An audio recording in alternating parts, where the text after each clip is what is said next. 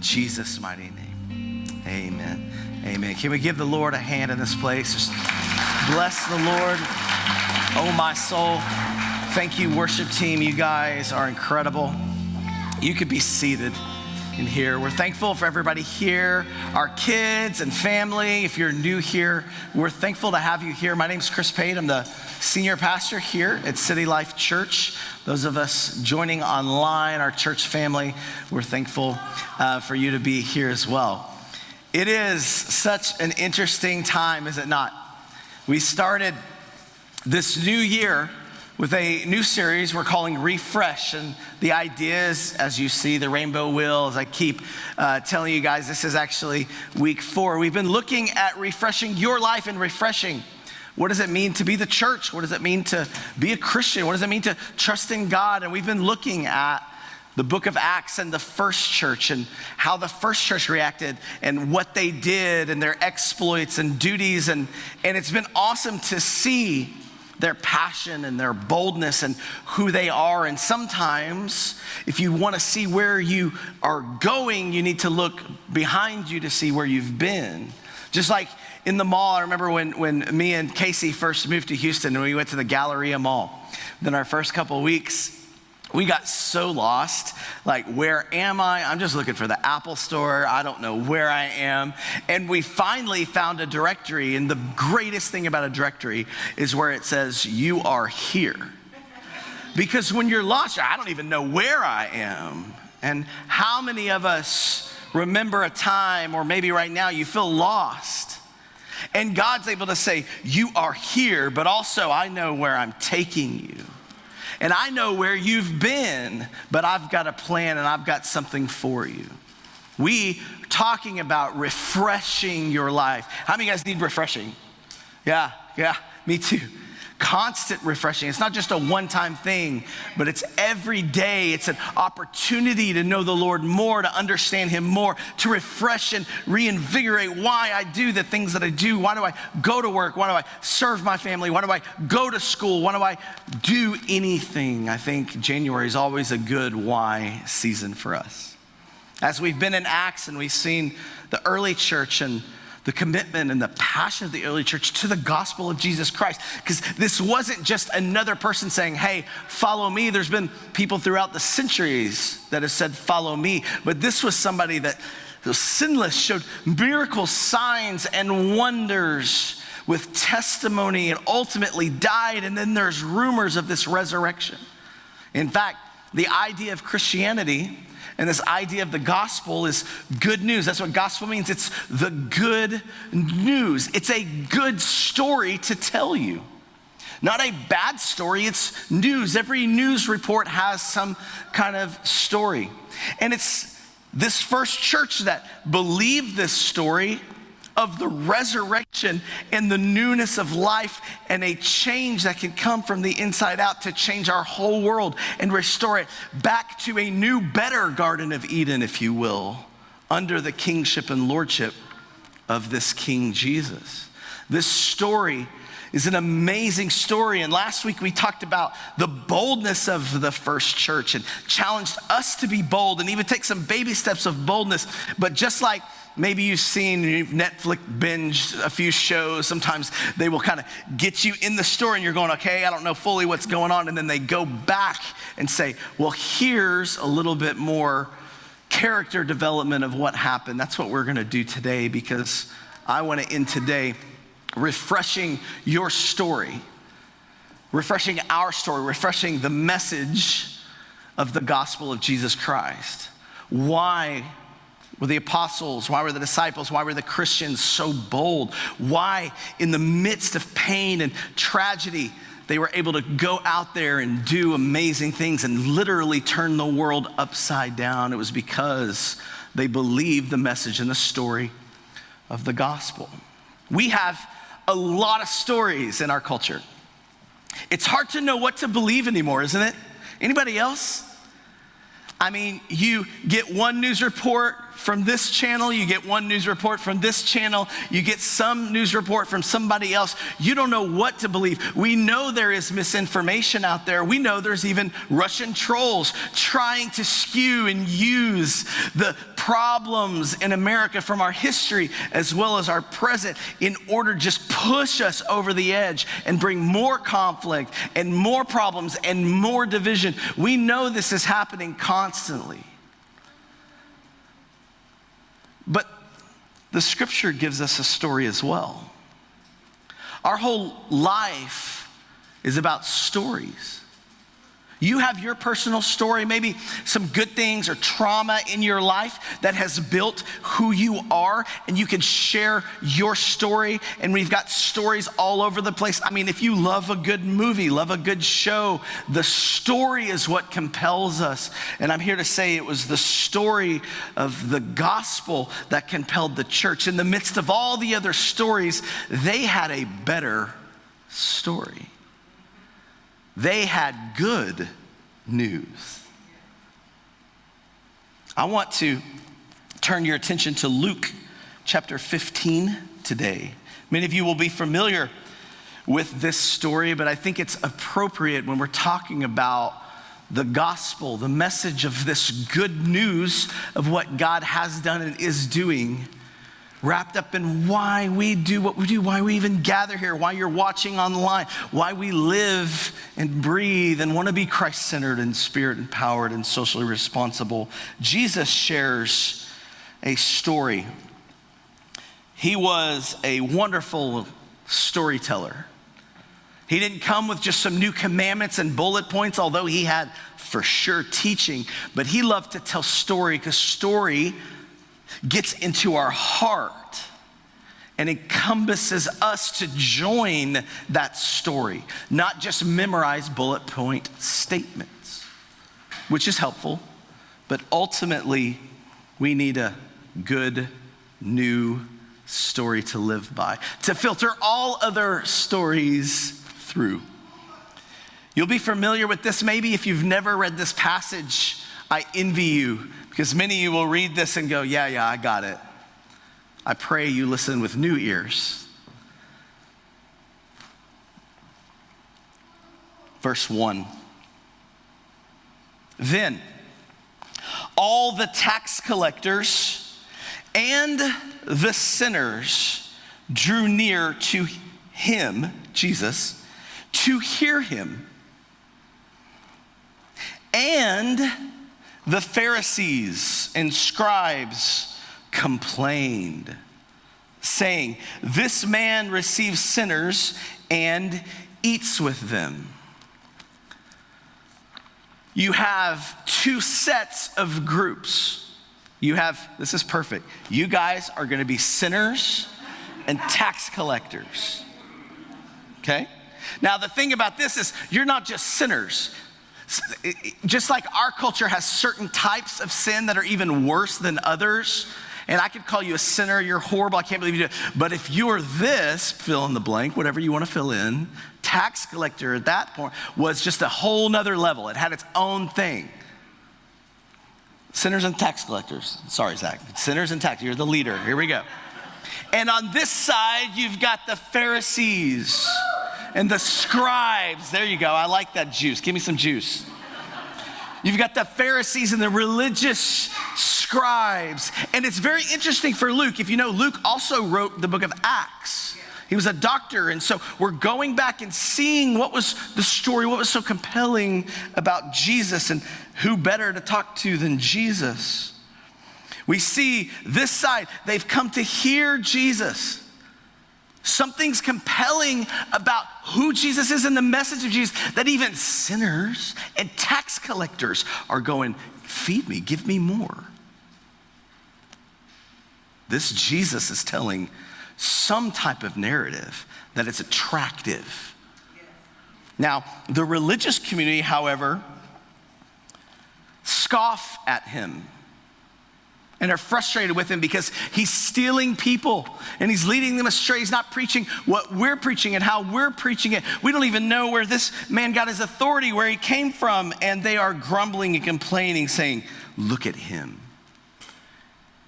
He eats, talks to, and is with sinners. You ever been judged before for people you hang out with? Now, bad company corrupts good morals, so you should be wise about your friends. However, Jesus had an agenda, had a reason to welcome, to party, to hang out with, to eat with and fellowship with sinners and tax collectors and the Pharisees and Sadducees. The elite religious crew did not like it. So, and this is important, we go slow. When we read the Bible, we read it slow and intentionally because, this is ancient literature. We need to understand it, not just think we got it. Let's read. So, this is what's happening. Context. So he spoke this parable to them, saying, do you think he's about to say something about this? What man of you? Who do you think he's talking to? He's talking to you guys. Okay. What man of you, having 100 sheep, if he loses one of them, does not leave the 99 in the wilderness and go after the one which is lost until he finds it? In other words, don't get mad at me that I'm hanging out. Like, they want what I have, and I'm here to save and reach the lost. Then he goes on. Verse 5, and when he finds it, he lays it on his shoulders, rejoicing. And when he comes home, he calls together his friends and neighbors, saying to them, rejoice with me. We should be on the same team. For I have found my sheep which was lost. I say to you, likewise, there will be more joy in heaven over one sinner who repents than over 99 just persons who need no repentance. Rejoice with me. This is great. These people want to know God and his word. Why are you upset? Another parable. Or, let me state my case a little bit more. Or what woman having 10 silver coins, if she loses one coin, does not light a lamp, sweep the house, and search carefully until she finds it? What's the common denominator? Somebody searching out something that is lost, going to it. And when she has found it, she calls her friends and neighbors together, saying, rejoice with me, for I have found the piece which I lost. Likewise, I say to you. There's joy in the presence of the angels of God over one sinner who repents. Now, here's one of the most famous parables he gives. Maybe at the top of your Bible, like mine, it says the parable of the lost son. I like that. I do not like the parable of the prodigal son. Prodigal means extravagant, lavish, which that's only talking about one person, but this is a story about two sons with two different sets of people for a reason. Then he said, a certain man had how many sons? 2. And the younger of them said to his father, Father, give me the portion of good that falls to me. So he divided to them his livelihood. Now, at that time, your livelihood was not money in a bank, was not your retirement plan, your 401k. At that time, your livelihood was your land that was given to you, passed down from generation to generation. This is in the family. This means everything. Your culture, your life is attached to your land. You remember that tree that my great-great-great-grandfather put in this land. You remember us farming and tilling the soil and making food and gathering around this for generations, for years. And the son says, I want what's owed to me. I want my portion. The miracle in the story is the father said, okay. Because how many fathers would be like, excuse me? Who do you think you are? See, the religious are laughing, or the sinners are laughing. The religious are mad. You're going to walk away mad. The pastor called me religious. Verse 13. Not many days after, the younger son gathered all together journeyed to a far country, and there wasted his possessions with prodigal living. Again, he got his inheritance. He got his money. The father said, okay, here's your stuff. Here's what's owed to you. Here's the thing you need to understand in this culture. If people that Jesus is talking to in this culture, understanding their context and what's going on, heard this, they would immediately think, this is the worst person. This son is the worst person that's ever lived. Nothing you've ever committed or done in sin in your life is worse than this, because at that time, this patriarchal community, that if you were to say, I want my inheritance now, when do you get the inheritance? When the father dies. In other words, you are saying, I wish you were dead. You're dead to me. And in an honor shame culture, there's nothing worse than this. You'd rather your kids be a serial killer than to be this shameful towards their family and not honor what they received freely passed down to them. So, we see he goes off this prodigal living, this lavish living. Verse 13, and not many days after, the younger son gathered all together, journeyed to the far country, and there wasted his possessions with prodigal living. 14, but when he had spent all, there arose a severe famine in the land, and he began to be in want. 15, then he went and joined himself to a citizen of that country. It's a different place. And he sent him into the fields to feed swine. Right away, culturally, you would go, oh, those are Gentiles. This guy who was Jewish and all of the traditions and passions about what it means to be a Jew at the time has now gone to a whole different country, has whole different leadership and people under him. And we know this would be Gentile territory because Jews would not have pigs. They were not considered kosher. They were unclean animals. They would never have that in their farm, on their land. Verse 16, and he would gladly have filled his stomach with the pods that the swine ate. Do you know, for a Jew to get this low,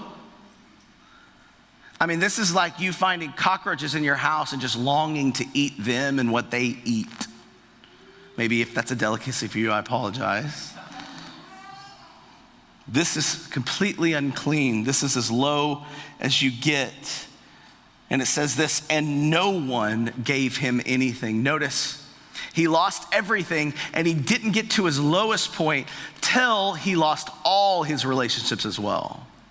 Because we know with this kind of living and you're just going after yourself, you're going to have a lot of friends around you, man. You got a lot of money. This is awesome. As soon as you lose your money, you lose everything, especially relationships. And you see true colors of people that only wanted you for your stuff. He loses everything, including relationships. Verse 17, but when he came to himself, I love that. He came to himself. His senses, he realized, he had a thought, something came to him to say, what am I doing? I think we've all been there before. He said, how many of my father's hired servants have bread enough and to spare even, and I perish with hunger? In other words, my dad might not have been that bad. The grass wasn't greener on this side. And he remembered the grace of his dad, even with his own servants. Verse 18. I will arise, he's saying to himself, and go to my father, and will say to him, Father, I have sinned against heaven and before you, and I am no longer worthy to be called your son. Make me like one of your hired servants. There's no way I could go back. I mean, I might die going back to my father because what I did deserves death in my community, of course, to my family, to dishonor my family this way.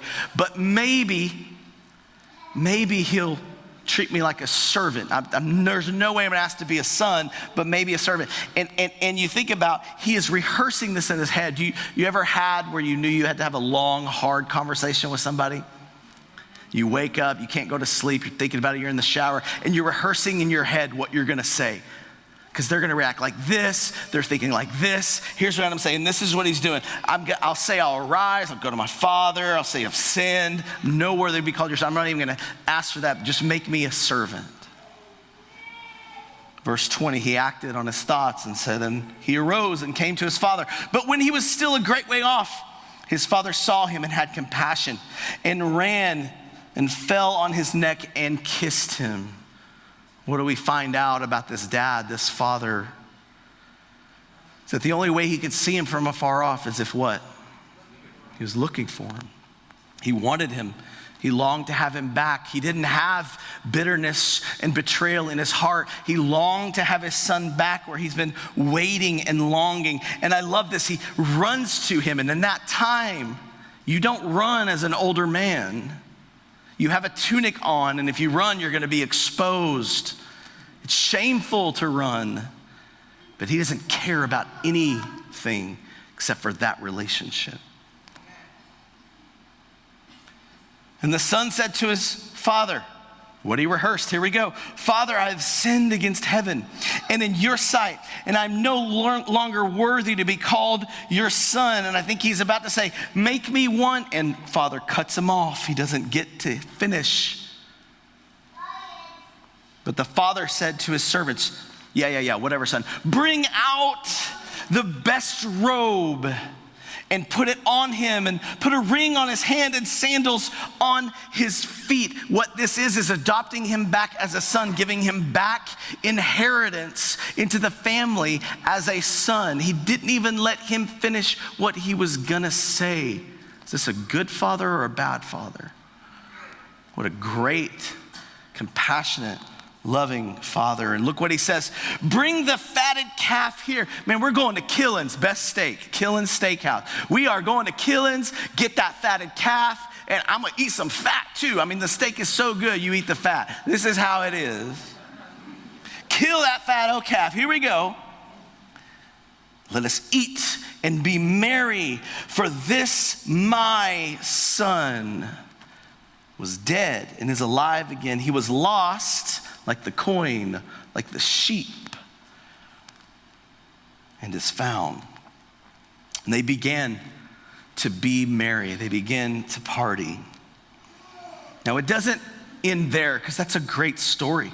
And a lot of us can relate to that story, but remember, there are two sets of people he is talking to.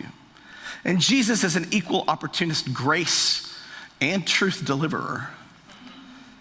He says this, verse 25, now his older son was in the field. Dun, dun, dun. And as he came and drew near to the house, he heard music and dancing. He's working where? In the field. Have you ever worked on a farm or out in a ranch? I promise it's a lot harder than your first job at Starbucks. It's hard work. So the older brother was in the field. He heard music and dancing. Verse 26, so he called one of the servants and asked what these things meant. Why is there music and dancing? What is going on? I'm working and I just hear partying. And he said to him, your brother has come, and because he has received him safe and sound, your father has killed the fatted calf. He's already going, man, I know that calf. I wanted that calf. But he was angry and would not go in where? To the party. Therefore, his father came out and pleaded with him. What do we see about the father? He runs to the younger son, but he also, runs to the older one.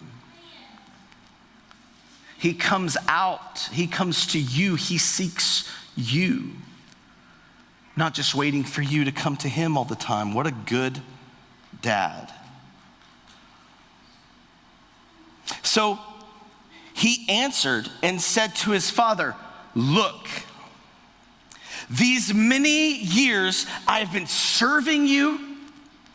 I never transgressed or rebelled your commandment at any time, and yet you never gave me a young goat that I might make merry with my friends. But as soon as this son of yours came, notice he didn't say my brother, this son of yours, who has, let me remind you, Dad, devoured your livelihood with harlots, you killed the fatted calf for him. You see the disdain, the reproach, the frustration in his voice, in his tone. Even that, the people listening to the story would be like, ooh.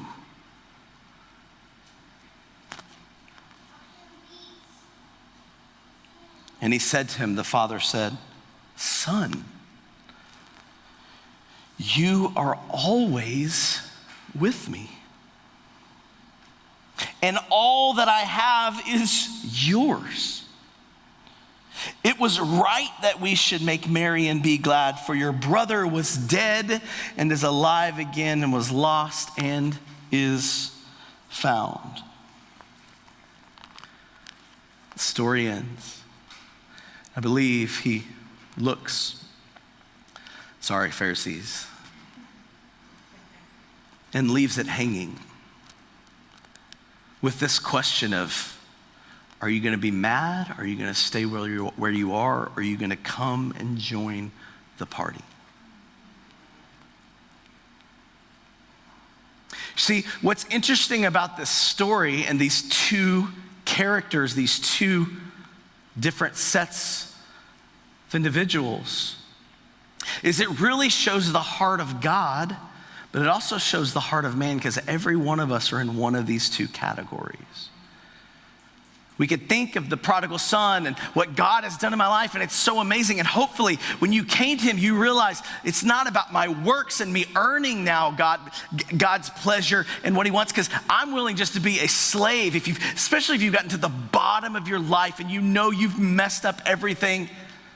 Like I've mentioned to you guys, I have a father in prison right now, federal prison right now, and God has changed his life and moving so much, but he had to hit rock bottom to get to the point of like openness and yes, and now he's ready to go, but he's like, God, I just want to be a slave, and God says, no, I'm going to call you a son. I'm going to restore to you. I'm going to make you something. But see, the older brother was a son, but thought himself a slave, thought himself, his identity, a servant. Why? Because see, the father is pleading with the older son that, yes, my younger son, your brother, left me, left everything, spent his inheritance, spent it all on, yes, harlots and everything. He left me because he just wanted my stuff. He didn't want me. He considered me dead. I don't want a relationship. But listen, you are the same way, because you're just serving me because you just want my stuff. You don't want me. You just do it in a very different way. We know this. Why? How many of you guys are firstborns? Any firstborns in here? Okay. Who's the baby of the family? Raise your hand. Baby of the family online? Yeah. Okay. There's a very different way you grow up, isn't there? I know this. I have 3 kids. Our first kid, Addison, he's always like, this is right. This is his favorite word. 4 years old was actually, but he would say actually, very right. I'm going to do right. This is what we're supposed to do. And I know if I do the right things, then things will go well. But I also know how to, I'm not saying he does this, but us older people, older brother, older sister knows if I do the right thing, I can get my way. I know how to use righteousness and good in order to skew what I want. Now the younger brother, they kind of get whatever they want usually, right?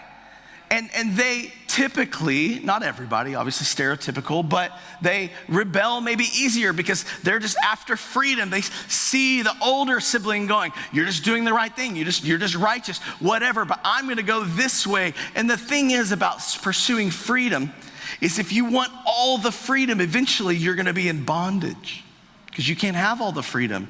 There are real rules. That bondage ultimately is called jail.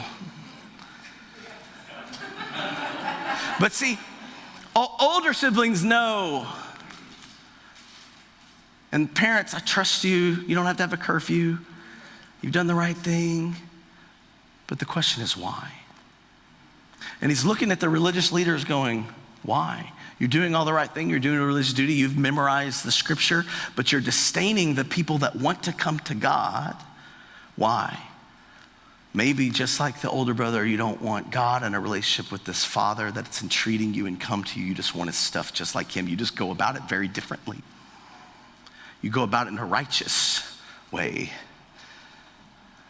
not getting to the end of yourself. One son wanted to be a slave. The other one thought he was a slave and he was a son. There's always these two types of people. And here's Jesus saying, in treating the Father so loving, that he is bringing in both sets. He cares about both sets. Here's an interesting thing in that culture as well.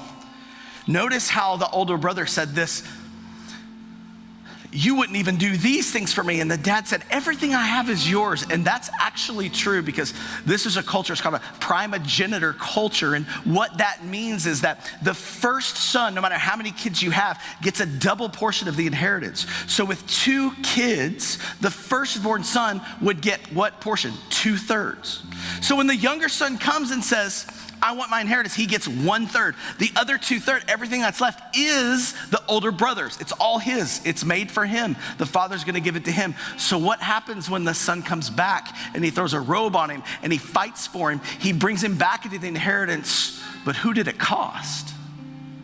It costed the older brother.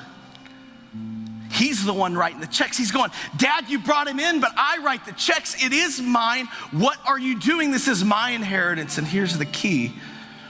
It took, according to Jesus' story, the sacrifice of the firstborn son to bring in the lost son because the father wanted him back so much. And Jesus is looking to the Pharisees and scribes saying, you know the word, you know the things. But see, the shepherd went for the sheep, found the sheep, went out, sacrificed. Okay, I'm gonna go get them.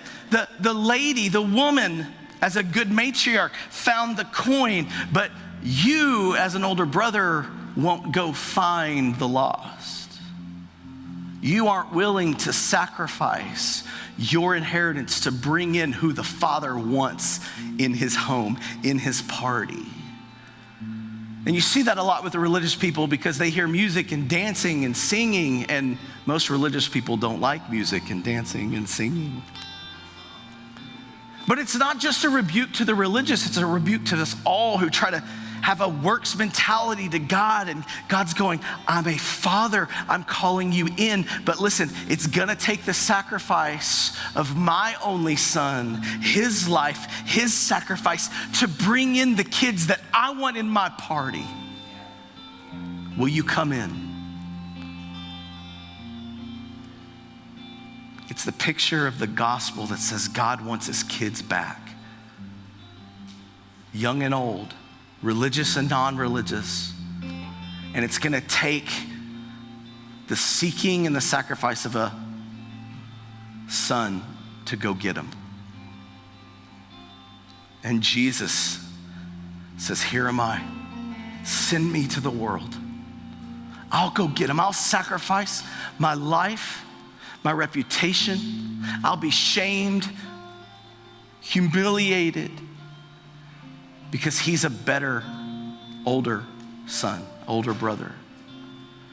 This is the gospel of what Jesus has done in this world to bring us back to our Father, where there's partying and dancing and love and shared inheritance, not division from political divide or racial divide or personality, but saying you can come into this family. Let me say, some our elders, some of our deacons are some of our best friends that I'm closer to them than my family. We don't look alike, we don't act alike, we come from very different cultures, but we are kids of the King, and we are partying together under the banner of what Jesus has done as the better, older brother. And this is the gospel, the good news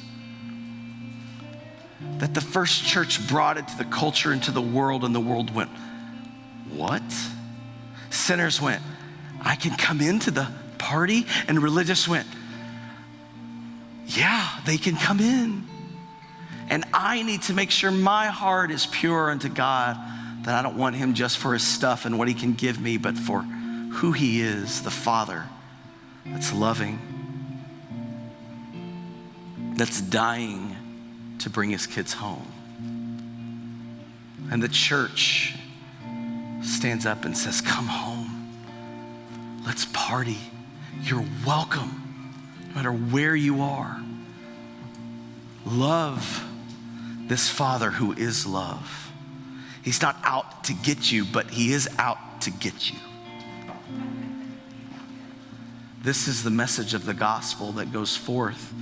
Why we can be bold, talk to people, because it's not a message that's just do good, dance, talk like this, act like this exactly. Yes, there's behaviors, just like every family. We should have instruction and words that we obey. You have to do that. There's habits we have to form, but God has to give us a new heart first by simply coming to our senses, to ourselves, and being willing to watch God move as the gospel is performed.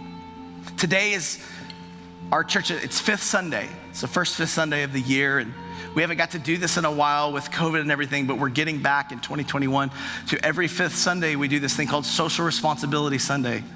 I want to ask Carrie to come up. She's our director of missions here, and she gets to direct some of these things. Even it's a church thing. All of us do it. It's not just Carrie's job or her team, but she gets to direct us. And this is our opportunity, our time to tell you what's happening with social responsibility, because that's a part of being a disciple, Christ-centered, spirit-empowered, socially responsible. But fifth Sunday, we like to say, here's what we're doing, here's where we're going, here's what we want to do, here's what we've been doing. Why? Because we want to go to the lost as well. This gospel doesn't just make us go, thank you, God, but it makes us go, send me, God. I want to be responsible for society and bringing reconciliation, brother to brother, brother to sister, sister to sister. And I want to tell you a little bit with Carrie what we're doing and our plans and how that works to bring people in. Let's talk. Yeah. Yes, Carrie McFarland, your director of missions. This is everything that I am going to share with you as we celebrate and then participate. Is you guys, is what you're doing. And the first, I want to celebrate first. I don't know if you guys knew this, maybe you're new or maybe you've known this for a long time, but we have missionaries in a lot of continents. Can we pull up that map? Yeah. Every little pin that you see is where a missionary that we partner with is serving. And so you guys, that's a lot of continents we've got covered. I think we can hit every one of them. If you see one that you're interested in, just let me know. So we've got first Matt and Christy Rash in Marseille, France. Talk about a place to serve and share the gospel. The south of France, that's pretty cool. So they have planted a church there in Marseille, and they are serving the Lord and serving people there. They came to visit us not too long ago, and they serve a large population of refugees. And so they are doing great things in Marseille. Everything that I'm saying as well, you can find on our website. And if you haven't checked out the missions page, definitely do that, because everything I'm saying right now, thanks to Josh Lai, our communications director, he put that all on the website, so you can even follow along. Next, I'm forgetting who's next. I believe it is... Survey says, I believe it's Pastor Aryeh in Israel. Yes, okay, I was right. I'm going in the continents that way. So he is in Jerusalem. Pastor Aryeh is a Bible teacher extraordinaire, probably the best Bible teacher I've ever sat under. I don't know if you would agree with that. So his ministry there in Jerusalem is with T. Roche Expeditions. And so a lot of pastors, a lot of you, or maybe online, you have gone to Israel and you've sat under his teaching. I know I have. And what he does, his ministry, is to teach the Bible through looking at the land of the Bible, seeing what it shows us, the context of the scripture that we read, And so, you guys, that's really important because a lot of times whenever Pastor Chris goes to Israel, he comes back with knowledge to share with us, to enlighten us. And so we're really thankful that you do that and the people knowledge. who go. So Pastor R.A., we love him. You're actually going to hear a lot about him here in a minute. Yeah. Next is Pastor Israel Poulos. And so you guys remember when we did the Project Bible Drive, when we raised over $5,000? That was for his ministry in India. You can see that's the continent of Asia, and he is all the way at the bottom of India, but I promise you, he does not just stay in that one part of India. He goes all over India. There was one year where he literally drove, he and his family and the pastors he serves with, all over India. And I got to serve with him in 2016. This man and his family and the ministry that they do, they go to some of the hardest parts of India, some of the most unreached places. Whenever I went with him, we went to a tiny little village up into the hills of India, and the people that we went had never seen a white woman before, and I just say that in that they were like looking at my freckles and not sure about them, but they had also only heard the gospel just a year before. That's crazy. There are places like that in our world, and he's reaching them, and we partner with him to make that possible, including what you guys did with the Bibles, to make sure that the people he serves have a Bible in their hand. Next is, I believe, Pastor Fikri and his wife Margot. So they are in, you see there's two continents there, because Fikri is just a beast for the gospel. He is in Bolivia. It looks like Brazil if you see the point, but it's Bolivia.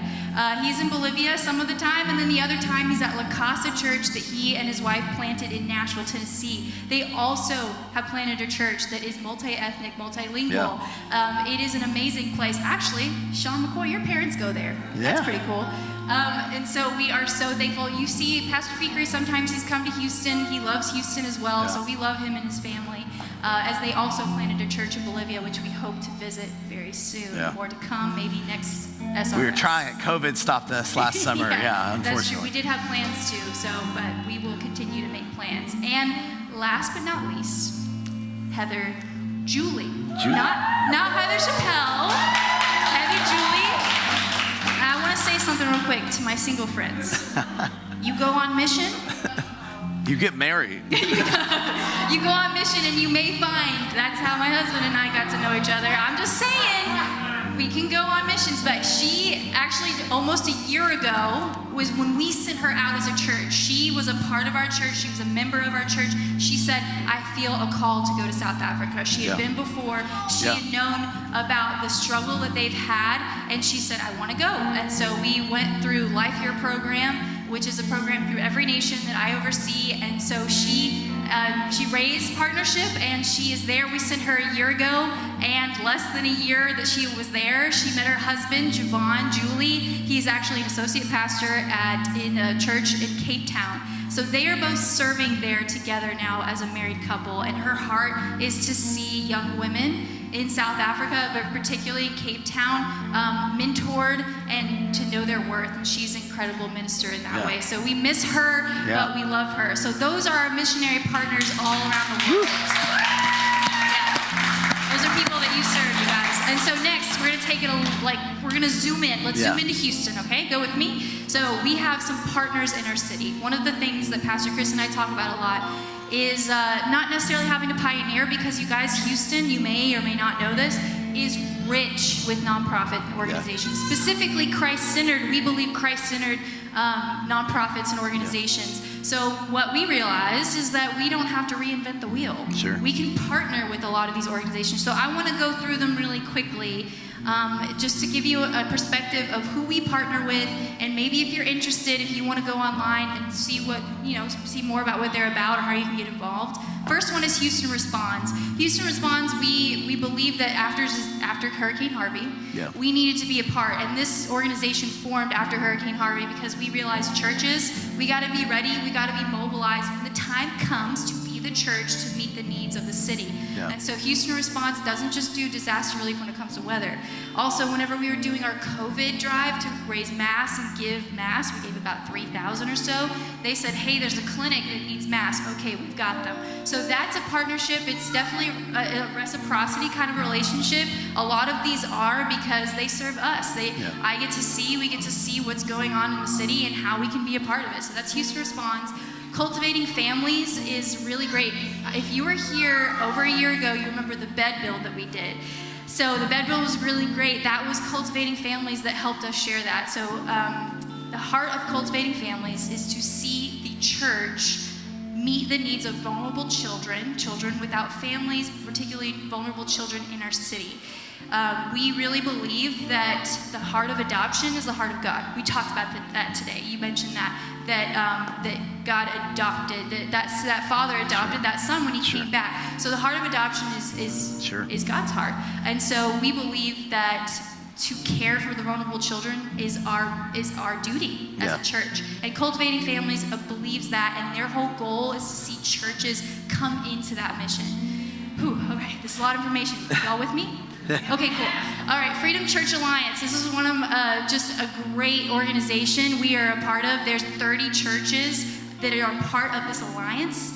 We serve in the city to fight human trafficking. Yeah. And we do that through our exchange ministry. And so whenever Freedom Church Alliance popped up and one of my searches or whatever, I said, we have to be a part of this. Yeah. City Life Church needs to have their logo on their website because we do believe in fighting human trafficking and stopping that injustice. And so what they do, thank you. Yeah. What they do is they inform the church and they give us resources to how to do that better. In fact, y'all didn't know I was going to do this. I don't think you knew I was going to do this. Surprise! They also have a Go box that are given to volunteers who just want to get into the fight against human trafficking. So if you are new and you haven't joined our exchange team, the first person to do that gets a Go box that I have. Come on. And there's a DVD, there's some material, just how to get started within the realm of human trafficking. It's a cool box. There's a lot of different things. I think there's even a CD with some music in there. It's pretty cool. So along the same vein, we also partner with Project Girls because Freedom Church Alliance is the greater church alliance, but Project Girls is a way that we serve in a particular area of Houston. Our exchange team goes out and does outreach in a particular part of Houston. It's really, that's the way my heart feels whenever we go out to these places. A lot of times I just want to do that. Like, God, please, no more of this. So what we do is we go to a specific area, and Project Girls with Tracy Dudley, who is the founder, she ministers to these women there. So they're a constant presence whenever we are only there once a month. Yeah. So we believe that there's a sustainability there that they can do that we cannot. And so especially in a pandemic, whenever we can't do a whole lot, they can certainly do a lot. So we partner even financially. Lastly, but not least, the Texas Department of Family and Protective Services. So you may be thinking, this is not a nonprofit. This is a government organization. But you guys, their offices are actually very close to us, and we want to serve CPS and the Department of Family Protective Services in any way that we can. Again, to meet the needs of the vulnerable, to the children that are vulnerable. And I've been in meetings, I've been in court hearings recently of just what's going on within our city of children that are without families or in between families right now. And so if you want to get more involved with that is our ministry called Outside the Gate that you can check out online. Whew, last thing. It's a lot. It's good though. It's a lot. So we went big, right? The world. We went small, our city. Now you're probably thinking, what about me? What do I do with all of this? That is why we have the Love Your Neighbor 20K challenge. So this is something, that Pastor Chris has had on his heart, and he said it in the beginning of the year, so you may recognize this. But what we cannot do in certain ways, we can certainly pray. And a lot of us are going on walks around our city, around our neighborhood, around our campuses, and some of you are already praying while you're doing that. But we believe that in a year's time, that we can walk 20,000 miles and cover our city in prayer. Well, does this mean I'm done? No, I don't know. Keep going. Is this the hook? So our Love Your Neighbor 20K challenge. This is how it's going to work. There you go. So whenever you go on your walk with your family, just yourself, and you're tracking your miles, you're praying, right? So go on a walk and pray. Take a picture or just post online anywhere, any platform is fine with the hashtag. This is how you do it in sign language. Hashtag. That's Sure. how you do it in Oh, sign language. I've seen Jimmy I'm pretty Fallon. sure. Yeah, I'm pretty yeah. sure. So LYN 20K challenge would be the hashtag that you would put. If you don't have social media, you can just email info@clchouston.com. But a way that we're doing it with posting on social media is to encourage everyone. So we want to cover our city in prayer, you guys.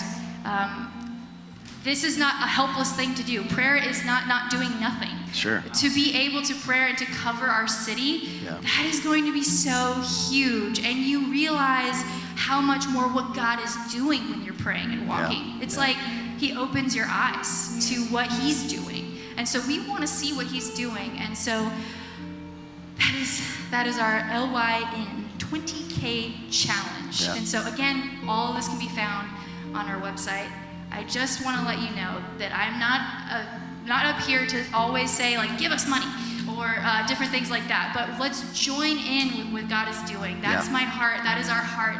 Participation over observation. Yeah. It's a beautiful way to worship whenever you're in it with the Lord and not seeing it from afar off. That's right? right. The That's Father right. ran to his Son. And so we run to his people and we lift them up. And that is what we do in prayer and in all these ways. So thank you for your time and attention. Yeah. I'm going to hand it back over to you. Thank you. Awesome. Can we give Carrie a large hand? We're going to go ahead and wrap up our service with a few other next steps. We love next steps. What do I do? Where do I go? What do you want me to do with this message? We do want our hearts changed. We want to give you information, but information works best when our feet are moving as well. As she said, we value participation over observation, even though we're thankful for observation. But participate in what God is doing. And so I want to pray right now, and then we're going to go into our next steps and wrap up our time today. Father, thank you for running to us. God, thank you, Lord, for loving the sinner and the extreme religious or righteous. Thank you that your love and your story that you give us is the ultimate story that supersedes all stories, that every story needs to filter through for us to continue to be changed by you and change agents for you, God.